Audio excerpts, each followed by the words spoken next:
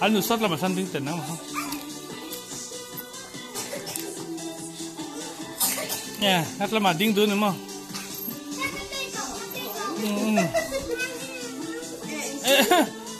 làm lại im bầm cho chưa chi rồi đấy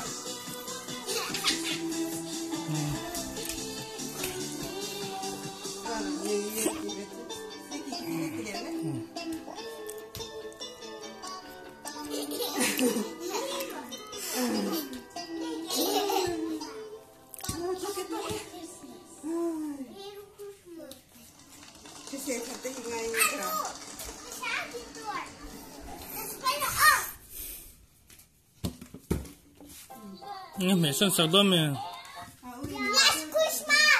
Last Christmas mà Last Christmas type đó mi type thiếm mi L last to L S T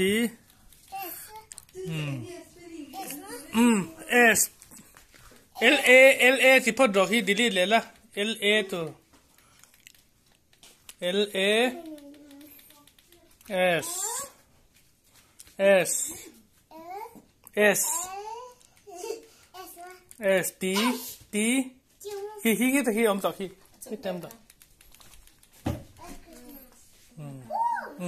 sao click rồi thì rồi xin tami kha ni kha tami kha hi Last Christmas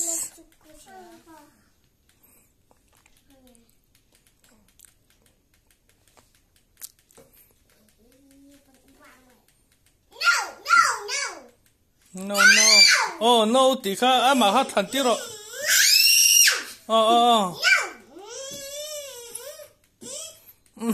đúng rồi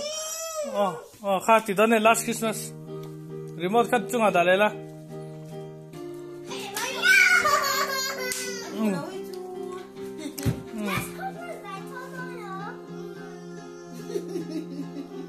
đủ lâu này đang khát đi sáng mấy ra đủ ha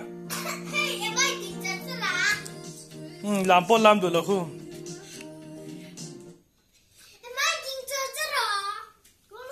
mà hát có tiếng mà hát đủ thành tiếng rồi đấyถ่ายเพลงหรอค่ะถ่ายเพลงค่ะสวยค่ะหน่วย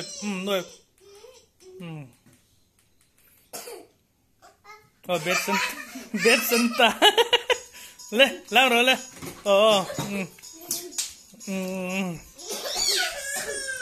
làm pui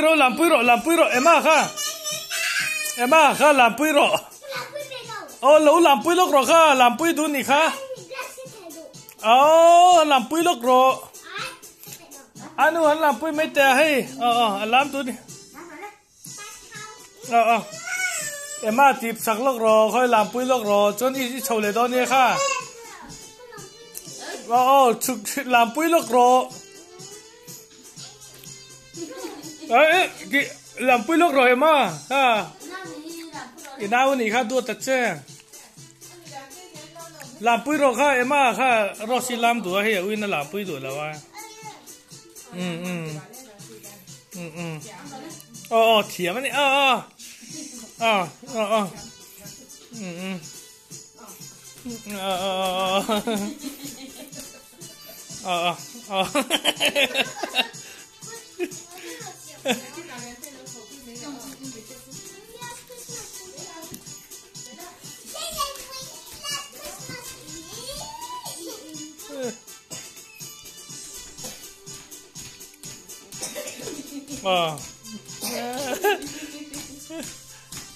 muốn nào á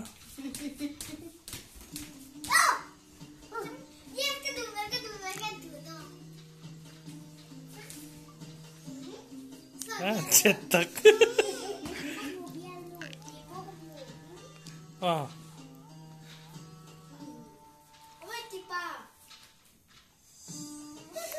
chết thật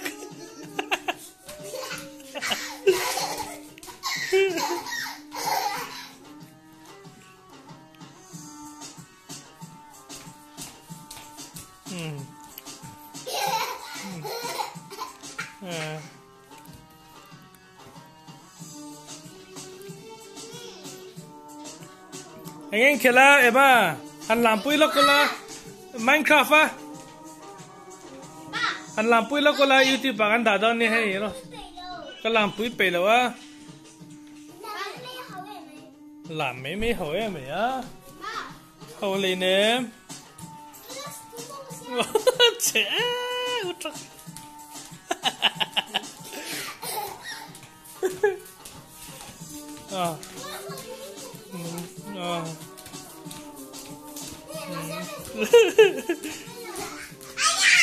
liền tới từ trên bấm mì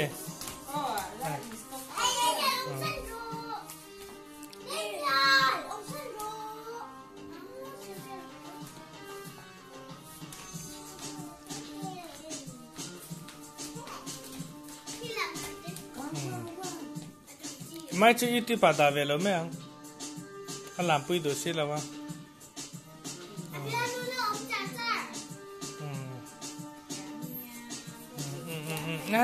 rồi xí hạt thế rồi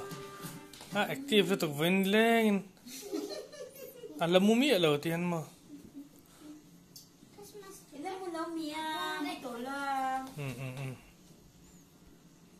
đi cái bắt xoay nghe hay giờ đi lên à hắn làm bữa lại em hắn làm bữa xin tiền đấy nghe Daniel là khăn làm rồi em Daniel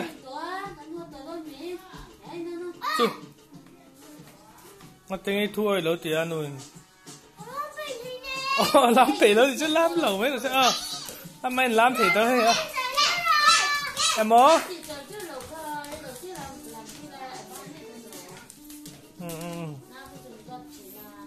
tay lướt thằng hết mà ít chưa có mò đây nó sọt xuống ai nấu tiền làm tệ pura tro how do lo mà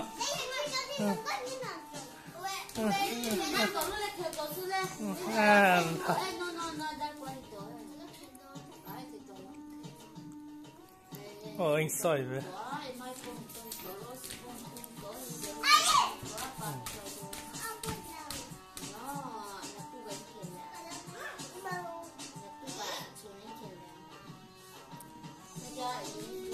nghe à khá cái kilo này đấy à